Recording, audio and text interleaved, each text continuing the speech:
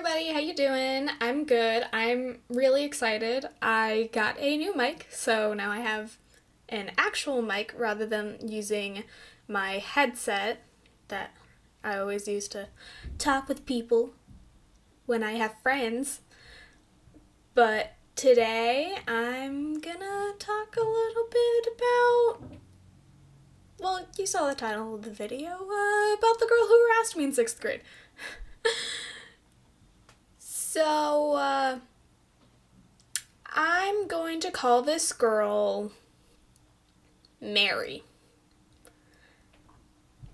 And so our last names both started with the same letter. And in 6th grade, we had these lockers in the classroom that, like, we were partnered with the person who was closest to our last name with. 'Cause public schools, yay! But because her last name was closest to mine in the class, we were partnered together. So I had to deal with her for the whole year. I couldn't escape because we were also put next to each other for, like, seating arrangements, because sometimes they like to go in alphabetical order. Yay!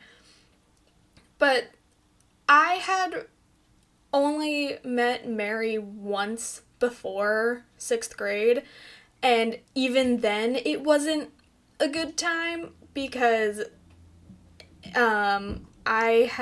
it was at lunch, and my friend, she was also friends with Mary, and Mary had sat in my seat because we all had those unassigned assigned seats in the lunchroom. We all know it. But Mary decided to sit in my seat, and when I asked her to move, she would not, and we got in a little argument over it, which ended up making me sitting in the wrong spot, sitting across from her. But it's just childish squabble, but you know what? That meant a lot to me. That seat, everyone knows the feeling of when your unassigned seat is stolen, especially in the lunchroom next to your friend. It wasn't a good time for me. I didn't have fun during that lunch period because she was also just snarky and being rude to me the whole time. But, you know. So 6th grade rolls around. We're in the same class. And because of alphabetical order and shit, we share the locker. At that point in time, I didn't raise my hand, like, ever.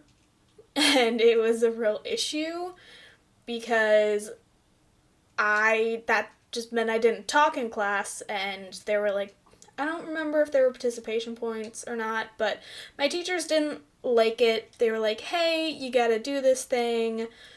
So they decided to get me to raise my hand more in class. They gave me a sheet that I would have to raise my hand in every class that day for like a week. And then I would get a candy bar, like a giant candy bar, like the ones you get at Christmas. Like, and as a 6th grader, I was living the best life.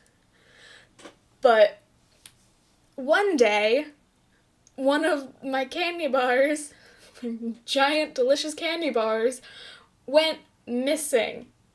And there weren't locks on our lockers, but the only people that go in your locker are you and the person you're sharing it with.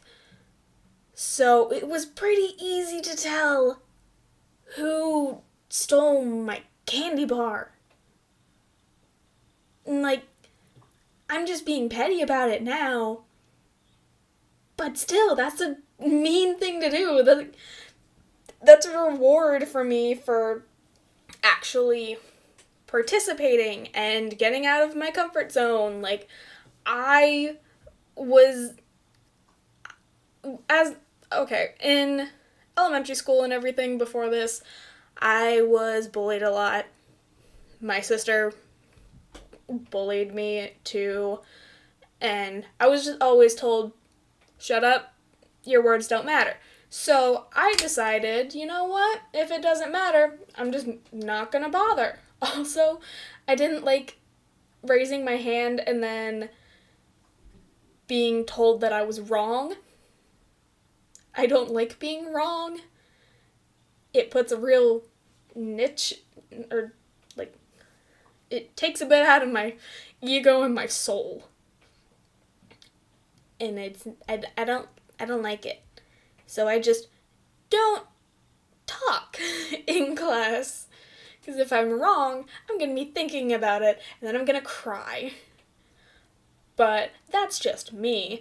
But there were a lot of different instances. Like, one time I had to go to the bathroom during indoor recess because it was raining or something, and I had asked our mutual friend if she could watch my my nano iPod, you know, the like rectangular ones with the circle, all the way back in those days. That was the first Apple product I ever owned.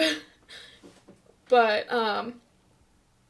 I asked her to watch my iPod, and she did, and when I had come back from the bathroom, it was gone. It just mysteriously disappeared. And, like, I'm not dumb. I had a feeling that it was her, but I also was like, because I knew where I left it. I left it on the table in front of my friend.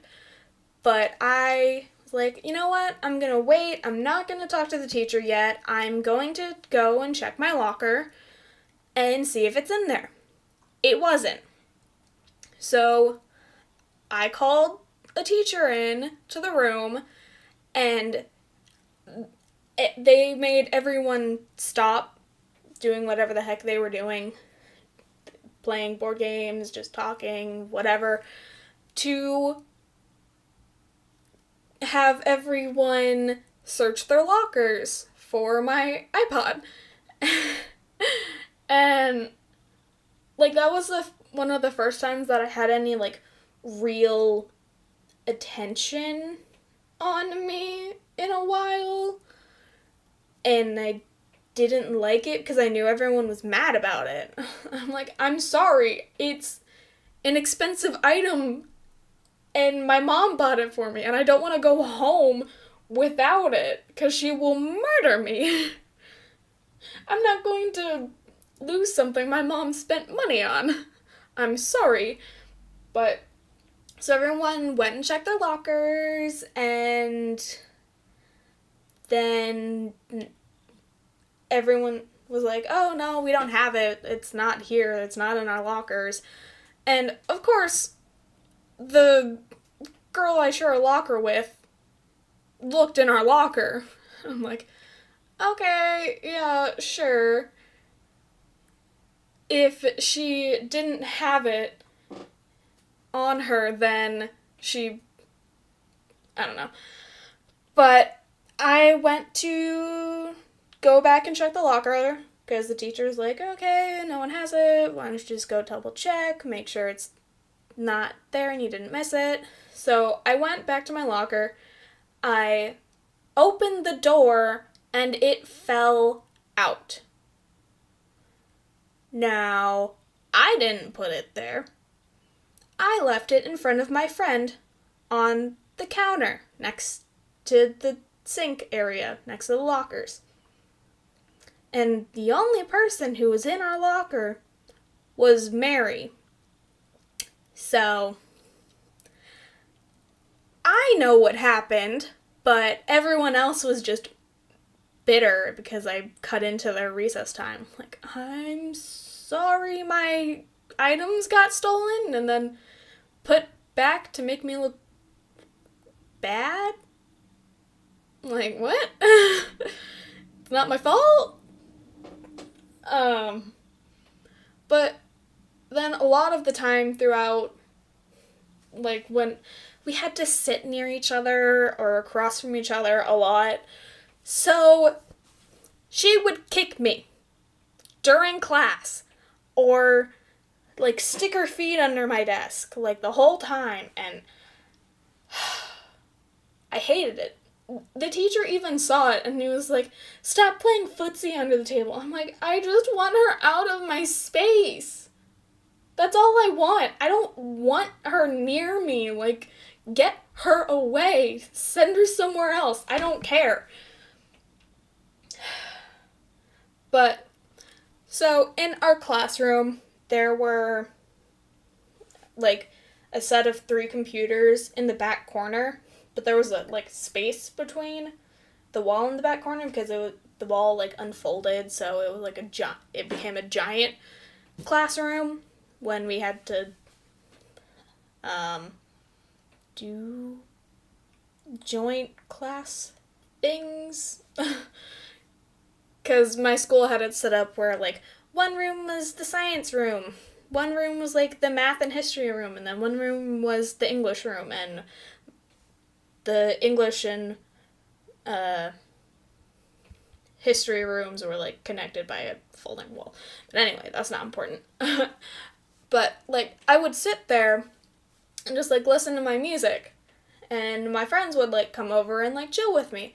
But one day, Mary came over, too, and I was just done with her that day. So I went back over to my desk.